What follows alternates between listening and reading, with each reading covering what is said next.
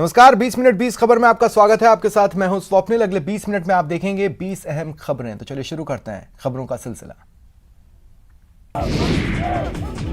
उदयपुर में कन्हैयालाल हत्याकांड के बाद तनाव को देखते हुए प्रदेश भर में पुलिस प्रशासन पूरी तरह से अलर्ट नजर आ रहा है। प्रदेश में कानून व्यवस्था को बनाए रखने और किसी भी अप्रिय घटना से निपटने के लिए पुलिस ने कई स्तर पर तैयारी कर ली है। इन्हीं तैयारियों का नमूना दिखा बीकानेर में, जहां पुलिस ने संवेदनशील क्षेत्रों की ड्रोन से निगरानी शुरू कर दी है। शहर के अलग अलग क्षेत्रों में ड्रोन के जरिए पुलिस संदिग्ध गतिविधियों पर नजर रख रही है ताकि किसी भी अप्रिय वारदात को रोका जा सके। शहर का माहौल शांतिपूर्ण बना रहे और शांति को नापाक नजर न लगे, इसको लेकर पुलिस के जवान दिन भर ड्रोन की मदद से उपद्रवी तत्वों पर नजर बनाए हुए हैं। शहर के तुलसी सर्किल के पास भी जवान ड्रोन के जरिए पूरे इलाके की निगरानी करते नजर आए। उदयपुर में कन्हैयालाल हत्याकांड को लेकर पूरे प्रदेश में उबाल है। इस घटना को लेकर सिरोही में भी तनाव है। हालांकि जिला प्रशासन पूरी तरह से अलर्ट है और किसी भी प्रकार की घटना से निपटने के लिए पूरी तरह मुस्तैद नजर आ रहा है। शहर में माहौल शांतिपूर्ण बना रहे, इसको लेकर जिला प्रशासन ने जिले के कई संगठनों के साथ बैठक की और लोगों से शांति बनाए रखने की अपील की। वहीं शहर में शांति व्यवस्था बनाए रखने के लिए जिला प्रशासन और पुलिस प्रशासन ने शहर के मुख्य चौराहों पर फ्लैग मार्च किया और लोगों से शांति और सांप्रदायिक सौहार्द बनाए रखने की अपील की।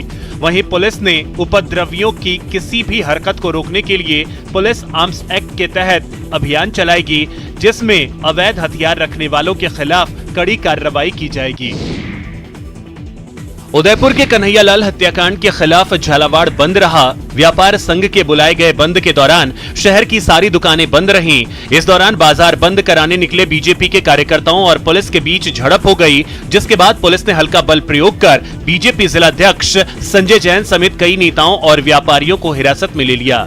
हत्याकांड के खिलाफ शहर के बाजारों में सन्नाटा पसरा रहा, तो वहीं शहर के प्रमुख चौराहों पर भी पुलिस जाब्ता तैनात रहा। वहीं किसी भी किस्म की अप्रिय घटना को रोकने के लिए कलेक्टर, एसपी समेत कई अधिकारियों ने शहर में घूम कर कानून व्यवस्था की स्थिति का जायजा लिया। बाद में विश्व हिंदू परिषद और बजरंग दल के नेताओं ने कलेक्टर से मिलकर राज्यपाल के नाम पूरी घटना को लेकर ज्ञापन सौंपा। वर्तमान में झालावाड़ जिले में पूर्ण रूप से शांति है। कुछ दुकानें बंद हैं जो लोगों ने स्वेच्छा से बंद करी है और उनको भी दोपहर बाद खोली जाएंगी, लोगों द्वारा खोली जाएंगी और किसी भी तरह का कोई विरोध या प्रदर्शन नहीं है। उदयपुर में कन्हैयालाल हत्याकांड से देश भर में उबाल है। राजस्थान के अलावा देश भर में इस तालिबानी करतूत के खिलाफ लोग सड़क पर उतरे और दोषियों को कड़ी सजा देने के साथ साथ इस वारदात के पीछे छुपी साजिश के खुलासे की मांग की। जम्मू कश्मीर के जम्मू में भी इस हत्याकांड के खिलाफ हिंदू संगठनों में गुस्सा देखने को मिला। इस जघन्य वारदात के खिलाफ जम्मू में डोगरा फ्रंट के कार्यकर्ताओं ने रैली निकाली और प्रदर्शन किया। इस प्रदर्शन में डोगरा फ्रंट के सैकड़ों कार्यकर्ता शामिल हुए और राजस्थान सरकार के खिलाफ जमकर नारेबाजी की। डोगरा फ्रंट के कार्यकर्ताओं ने इस हत्याकांड के लिए पुलिस के लापरवाह रवैये के साथ साथ राज्य सरकार को निशाने पर लिया। प्रदर्शन के दौरान कन्हैयालाल अमर रहे के नारे लगाए गए। वहीं हत्याकांड के आरोपियों मोहम्मद रियाज और मोहम्मद गौस की तस्वीरों को आग के हवाले कर दिया। शाहपुरा के राजकीय उप जिला अस्पताल में डिलीवरी के दौरान महिला की मौत के मामले ने तूल पकड़ लिया। मौत के बाद गुस्साए परिजन और ग्रामीण धरने पर बैठ गए। उन्होंने डॉक्टर और एम्बुलेंस कर्मी पर लापरवाही का आरोप लगाते हुए कड़ी कार्रवाई की मांग की। मामले की गंभीरता को देखते हुए अस्पताल परिसर में भारी पुलिस जाब्ता तैनात करना पड़ा। जानकारी के अनुसार शाहपुरा निवासी परवीन को डिलीवरी के लिए उप जिला अस्पताल में भर्ती करवाया गया था, लेकिन डिलीवरी के बाद महिला की तबीयत बिगड़ गई, जिसके बाद उसे जयपुर रेफर कर दिया गया। लेकिन जयपुर जनाना अस्पताल पहुंचने से पहले ही महिला की मौत हो गई, जिसके बाद परिजन वापस शाहपुरा पहुंचे और धरने पर बैठ गए। उन्होंने डॉक्टर पर लापरवाही का आरोप लगाया। ग्रामीणों ने एम्बुलेंस कर्मी पर भी बदतमीजी करने का आरोप लगाया। हंगामे की खबर पाकर चेयरमैन समेत कई जनप्रतिनिधि मौके पर पहुंचे और समझाइश की। करीब 10 घंटे बाद डॉक्टर GL पलसानिया को APO करने और पीड़ित परिवार को सुविधाएं मुहैया करवाने के आश्वासन के बाद मामला शांत हुआ। भरतपुर के जनाना अस्पताल में डिलीवरी के दौरान एक प्रसूता की मौत हो गई। जिसके बाद परिजनों ने डॉक्टर पर लापरवाही का आरोप लगाते हुए जमकर हंगामा किया। परिजनों के मुताबिक मंगलवार की रात करीब 9 बजे महिला को डिलीवरी के लिए अस्पताल लाया गया था, जहां डॉक्टरों ने नॉर्मल डिलीवरी की बात कहते हुए भर्ती कर लिया, लेकिन रात को ही मरीज की तबीयत बिगड़ने लगी। इसके बावजूद भी डॉक्टरों ने मरीज को रेफर नहीं किया और परिजनों से ब्लड का इंतजाम करने को कहा, लेकिन महिला की तबीयत में सुधार नहीं हो रहा था। हालांकि डॉक्टर परिजनों को मरीज से मिलने नहीं दे रहे थे। सुबह करीब 5 बजे परिजन जब जबरदस्ती अंदर घुसे तो देखा कि प्रसूता बेड पर मृत पड़ी है, जिसके बाद परिजनों ने हंगामा शुरू कर दिया। हंगामे की खबर पाकर पुलिस अस्पताल पहुंची और लोगों को समझाकर शांत करवाया। एसीबी की टीम ने बांसवाड़ा में एक बड़ी कार्रवाई करते हुए 2 अधिकारियों को गिरफ्तार किया है। दोनों पर अलग अलग 45-45 हजार की रिश्वत लेने का आरोप है, जिन्हें जब्त भी कर लिया गया है। एसीबी बांसवाड़ा के additional SP Madhav Singh soda ने बताया कि जल ग्रहण विकास और भू संरक्षण विभाग के एक्सीएन अभय धाकड़ और एईएन गोकुल प्रसाद विश्वकर्मा को गिरफ्तार किया गया है। एसीबी अधिकारियों ने परिवादी का नाम नहीं बताने की शर्त पर बताया कि 28 जून को उन्होंने लिखित शिकायत दी थी। इसमें पीड़ित ने बताया था कि उसने विभाग में 2 एनीकट का निर्माण कराया था। टेंडर की शर्त के अनुसार उसने कुछ बिलों में यह काम लिया और इसका भुगतान कुछ दिन पूर्व 15 जून को उनके खाते में जमा हो गया। इसी मामले में विभाग के पास उनकी 3,24,000 की राशि बकाया रह गई। इसे विभागीय अधिकारियों ने देने से इनकार कर दिया और इससे पहले रिश्वत की राशि मांगी गई। जैसलमेर के गीता आश्रम कच्ची बस्ती में अधूरी सड़क अब जानलेवा बन गई है। जानकारी के मुताबिक सितंबर 2021 में सड़क के डामरीकरण का काम शुरू हुआ था। इस दौरान पुरानी सड़क भी तोड़ दी गई। इसके बाद कंकड़ और मिट्टी बिछा दी गई, लेकिन उसके बाद ठेकेदार ने काम बंद कर दिया और अब 9 महीने बीत गए, लेकिन फिर से काम शुरू नहीं हो पाया। कहा जा रहा है कि डामर के भाव बढ़ने के कारण ठेकेदार ने काम रोक दिया, लेकिन अब अधूरी सड़क मोहल्ले के लोगों के लिए मुसीबत बन गई है। रोड पर जगह जगह कंकड़ बिखरे पड़े हैं। नतीजा पिछले 9 महीनों में दर्जनों हादसे हो चुके हैं। कई बच्चे खेलते हुए चोटिल हो चुके हैं तो कई दुपहिया वाहन चालक फिसलने के कारण हादसे के शिकार हुए हैं। उबड़ खाबड़ रोड पर चलना भी दुश्वार हो चुका है, लेकिन इस तरफ जिम्मेदार कोई ध्यान नहीं दे रहे हैं। नगर परिषद संबंधित ठेकेदार को 4 बार नोटिस जारी कर चुका है, लेकिन ठेकेदार पर किसी तरह का असर नहीं हो रहा है। WBM कार्य किया जा चुका है और 5-6 महीने से उस पर डामरीकरण का कार्य नहीं किया गया है। इसके लिए विभाग द्वारा समय समय पर संबंधित ठेकेदार को नोटिस जारी किए गए हैं। मेन रोड है जो आप भी देख रहे हैं, अभी आपने कुछ टाइम से देखा है, इसको लमसम 9 महीने हो चुके हैं, अभी तक डामरीकरण नहीं हुआ है। सिरोही में सीवरेज कार्य के लिए योजना तो भारी भरकम बना डाली, लेकिन प्रशासन की लापरवाही के कारण सीवरेज का काम अभी भी अधूरा पड़ा है। हाँ, लोगों को परेशान करने के लिए जगह जगह गड्ढे जरूर खोद दिए गए हैं। हरन समाज मंदिर के पास गली में भी गड्ढा खोद कर छोड़ दिया गया है और लोग हादसे के शिकार हो रहे हैं। इतना ही नहीं, गड्ढे के कारण इलाके के पानी की पाइपलाइन भी डिस्टर्ब हो गई है। ऐसे में पिछले 15 दिनों से इलाके के लोग पानी की किल्लत का सामना कर रहे हैं। वार्ड वासियों ने समस्या को लेकर कई बार नगर परिषद सिरोही में शिकायत पत्र भी दिया, लेकिन किसी प्रकार का कोई समाधान नहीं हुआ। इतना ही नहीं, शिकायत करने वाले लोग अब ठेकेदार का कोप भाजन हो रहे हैं। ठेकेदार आए दिन वार्ड वासियों को धमका भी रहा है। ये तो हमारे पानी आ रहा है और जो हमारे घर के पास मिट्टी डाली है वो भी इन्होंने नहीं हटाया, तो हम घर में कैसे जाए। मेरी मिसेज भी शाम को गिर गई और उसके जो लग जाती है या कोई बात हो जाती तो इनको आज मैंने सुबह भी कहा, 4 दिन पहले भी बोला, पर सुना ही नहीं कर। हमारे पानी पहले ही नहीं आता था, फिर उन्होंने पाइपलाइन और तोड़ दी, रिपेयर भी नहीं करवाया। कितने दिन हुए?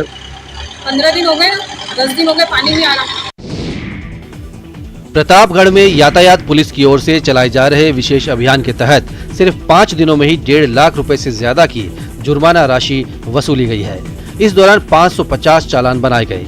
शहर यातायात प्रभारी रघुनाथ सिंह ने बताया कि जिले में सड़क दुर्घटनाओं को रोकने और वाहन चालकों में यातायात नियमों के प्रति जागरूकता पैदा करने के लिए एसपी डॉक्टर अमृता दुहन के निर्देशन में विशेष अभियान चलाया जा रहा है। 24 जून से शुरू हुआ यह अभियान 5 जुलाई तक चलेगा। इस दौरान पूरे जिले में तेज गति से वाहन चलाने वालों, सीट बेल्ट नहीं लगाने वालों, वाहन चलाते समय मोबाइल पर बात करने वालों, हेलमेट नहीं लगाने वालों सहित यातायात नियमों का उल्लंघन करने वाले वाहन चालकों के खिलाफ सख्ती बरती जा रही है। इसी के तहत 550 वाहनों के चालान बनाकर 1,50,000 रुपए से ज्यादा की जुर्माना राशि वसूल की गई। यातायात प्रभारी ने एक बार फिर वाहन चालकों से अपील की है कि वो यातायात नियमों का पालन करें और सड़क दुर्घटनाओं की रोकथाम में सहयोगी बने। चालान बना के कार्रवाई की गई है, जिसमें सीट बेल्ट नहीं लगाने पर, हाई स्पीड वाहनों के खिलाफ एवं हेलमेट नहीं लगाने के विरुद्ध कार्रवाई की गई है। सूबे के सरकारी स्कूलों में भी शिक्षा का पैटर्न अब बदलने लगा है। सरकारी स्कूलों में नवाचार देखे जा रहे हैं। इन्हीं नवाचारों का असर केंद्रीय शिक्षा मंत्रालय के स्कूल और साक्षरता विभाग की ओर से जारी की गई performance grading index for district report में भी देखा गया है। केंद्रीय शिक्षा मंत्रालय के स्कूल और साक्षरता विभाग ने performance grading index for district report जारी की है। स्कूल में शैक्षणिक व्यवस्थाएं, संसाधनों सहित अन्य सुविधाओं के आधार पर जिलों का मूल्यांकन किया गया है। इसमें राजस्थान का प्रदर्शन सर्वश्रेष्ठ रहा और प्रदेश के 3 जिलों ने उत्कर्ष रैंक हासिल की। देश भर में सीकर पहले स्थान पर, झुंझुनू दूसरे नंबर पर और जयपुर तीसरे स्थान पर रहा। एडीपीसी विनोद जानू ने बताया कि 6 कैटेगरी के 600 अंकों में 486 अंक हासिल कर झुंझुनू ने देश भर में दूसरा स्थान प्राप्त किया है। वहीं आउटकम की कैटेगरी में झुंझुनू ने 290 में से 236 अंक हासिल कर देश भर में पहला स्थान हासिल किया है। पीजीआई डिस्ट्रिक्ट वाइज जो जारी की गई है उसमें हमारा जो जिला है वो दूसरे स्थान पर है सीकर के बाद, और राजस्थान पूरे इंडिया में, भारत में पहले स्थान पर है। उत्तर पश्चिम रेलवे पर सुगम, सुरक्षित और तीव्र रेल संचालन की दिशा में महत्वपूर्ण उपलब्धि हासिल करते हुए अजमेर रेल मंडल के पालनपुर मदार रेलखंड पर 24 और 25 जून को 130 किलोमीटर प्रति घंटा पर सफल परीक्षण किया गया। 24 डिब्बों वाली स्पेशल ट्रेन परीक्षण में मदार पालनपुर रेलखंड को 366 किलोमीटर दूरी सिर्फ 3 घंटे 23 मिनट में पूरी की गई। इस दौरान इस गाड़ी की औसत गति 107.65 किलोमीटर प्रति घंटा रही। इस दौरान अधिकतम गति 135 किलोमीटर प्रति घंटा तक दर्ज की गई। परीक्षण के दौरान ट्रैक मापदंडों के अलावा सिग्नलिंग, कर्षण वितरण उपकरण, लोकोमोटिव और कोच फिटनेस जैसे अन्य कई पहलुओं की भी जांच की गई और रिकॉर्ड किया गया। इस परीक्षण की अब आरडीएसओ की टीम विश्लेषण करेगी और स्वीकृति मिलने पर इस खंड पर तीव्र गति से ट्रेनों का संचालन हो सकेगा। पश्चिम बंगाल के कई इलाकों में लगातार बारिश से जनजीवन अस्त व्यस्त हो गया। पिछले 5 दिनों से हो रही बारिश के कारण जलपाईगुड़ी के कई हिस्सों में नदी किनारे रहने वाले लोगों को बड़ी मुसीबत पैदा हो गई। उत्तरी बंगाल में भारी बारिश के कारण निचले इलाके जलमग्न हो गए। प्रभावित जिलों में जलपाईगुड़ी, अलीपुरद्वार और कूच बिहार शामिल हैं। माल प्रखंड के भासु सुब्बा और चंपादंगा के अलावा जलपाईगुड़ी जिले के धूपगुड़ी, मोइनागुड़ी और सुकांत में बाढ़ के हालात हैं। जानकारी के मुताबिक भूटान और डुवर्स क्षेत्र में भारी बारिश के कारण तीस्ता नदी पर बने गजोल दोबा बांध के जरिए पानी छोड़ा जा रहा है। अलीपुरद्वार शहर में कलजानी और संकोश नदियों से पानी लोगों के घरों में घुस गया, जिसके बाद वे सुरक्षित स्थानों की ओर चले गए हैं। मौसम विभाग ने अलीपुरद्वार और कूच बिहार में अगले 5 दिनों के दौरान भारी बारिश की आशंका जताई है। उत्तराखंड के जोशी मठ में प्री मानसून की बारिश के बाद ही नदियों का जलस्तर तेजी से बढ़ने लगा है। ऊंचाई वाले इलाकों में हो रही बारिश से ग्लेशियर तेजी के साथ पिघल रहे हैं, जिससे अलकनंदा नदी और धौली नदी का जलस्तर बढ़ने लगा है। तो वहीं बारिश की वजह से बद्रीनाथ राज्य राजमार्ग पर 2 जगह सड़क बार बार बाधित हो रही है। बद्रीनाथ राष्ट्रीय राजमार्ग पागल नाला और लामबगड़ खचड़ा नाला के समीप बार बार सड़क बाधित होने से यात्रियों को परेशानियों का सामना करना पड़ रहा है। हालांकि दोनों ही जगहों पर सड़क को समय रहते ही खोल दिया जा रहा है, लेकिन घंटों तक यात्रियों को यहां रास्ता खुलने का इंतजार करना पड़ रहा है। अलकनंदा नदी का जो जलस्तर है वो बढ़ने लगा है, यानी कि ऊंचाई वाले इलाकों में अब बारिश हो रही है और उससे जो ग्लेशियर हैं वो पिघलने लगे हैं, और जिससे अलकनंदा नदी का जलस्तर बढ़ने लगा है। देश में एक बार फिर कोरोना संक्रमण के मामले तेजी से बढ़ रहे हैं। केरल, महाराष्ट्र के बाद तमिलनाडु, बंगाल, दिल्ली में भी संक्रमितों का आंकड़ा तेजी से बढ़ रहा है। कोरोना के तेजी से बढ़ते केस के बीच एक राहत भरी खबर ये है कि drugs controller general of India ने 7 से 12 साल के बच्चों के लिए कोवोवैक्स वैक्सीन को मंजूरी दे दी है। ये Covovax vaccine serum institute of India ने तैयार की है। पिछले शुक्रवार को एक बैठक में सब्जेक्ट एक्सपर्ट कमेटी ने इस वैक्सीन के इमरजेंसी यूज के लिए प्रस्ताव दिया था, जिसके बाद इसे मंजूरी दे दी गई है। इस मंजूरी के बाद अब 7 से 12 साल के बच्चों को भी वैक्सीनेट किया जा सकेगा, जिससे कोरोना संक्रमण को रोकने में बड़ी सहायता मिलेगी। इस बीच देश में फिर से कोरोना केस तेजी से बढ़ने शुरू हो गए हैं। नए केस के मामले में महाराष्ट्र और केरल सबसे आगे हैं। बीते 24 घंटों में 47% नए केस के साथ महाराष्ट्र फिर टॉप पर है। वहीं बंगाल में नए केस में 73% की जबरदस्त उछाल देखी गई। भारतीय तटरक्षक बल के महानिदेशक ने तटरक्षक क्षेत्र उत्तर पश्चिम को मजबूत करने की कोशिश के तहत गुजरात में पोरबंदर के ICG एयर एनक्लेव में उन्नत हल्के हेलीकॉप्टर MK3 के एक स्क्वाड्रन को सेवा में शामिल किया। इस स्क्वाड्रन को सेवा में शामिल किया जाना सरकार के आत्मनिर्भर भारत के दृष्टिकोण के अनुरूप समुद्री निगरानी के क्षेत्र में आत्मनिर्भरता की दिशा में एक बड़ा कदम है। ICG के एक बयान में कहा गया है कि चरणबद्ध तरीके से कम 13 ALH MK3 विमान ICG में शामिल किए गए हैं, जिनमें से 4 पोरबंदर में तैनात हैं। उन्हें शामिल किए जाने के बाद से स्क्वाड्रन ने 1200 घंटे से ज्यादा समय तक उड़ान भरी है और दीव तट पर पहली बार रात में तलाश और बचाव अभियान चलाने सहित कई अभियानों को पूरा किया है। MK3 हेलीकॉप्टर को हिंदुस्तान एरोनॉटिक्स लिमिटेड ने देश में ही विकसित किया है और ये आधुनिक निगरानी राडार और इलेक्ट्रो ऑप्टिकल उपकरण समेत कई आधुनिक उपकरणों से लैस है। आज तक आपने महापुरुषों और साधु संतों की समाधि के बारे में सुना होगा, लेकिन वृक्षों की समाधि शायद ही किसी ने सुना होगा। उत्तराखंड के उत्तरकाशी जिले में चीड़ महावृक्ष की ऐसी ही एक समाधि है। साल 1997 में भारत सरकार के पर्यावरण मंत्रालय ने 60.65 मीटर ऊंचे चीड़ के पेड़ को महावृक्ष की उपाधि दी थी।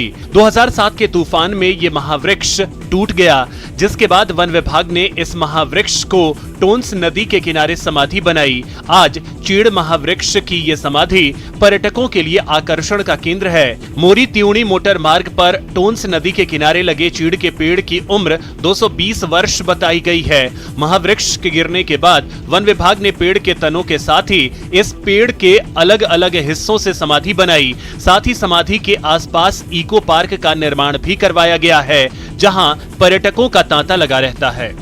अभी तो पेड़ यहाँ पे है नहीं, क्योंकि जो है पेड़ 2007 में आंधी तूफान और पेड़ में और भी कुछ कारण था जो गिर गया।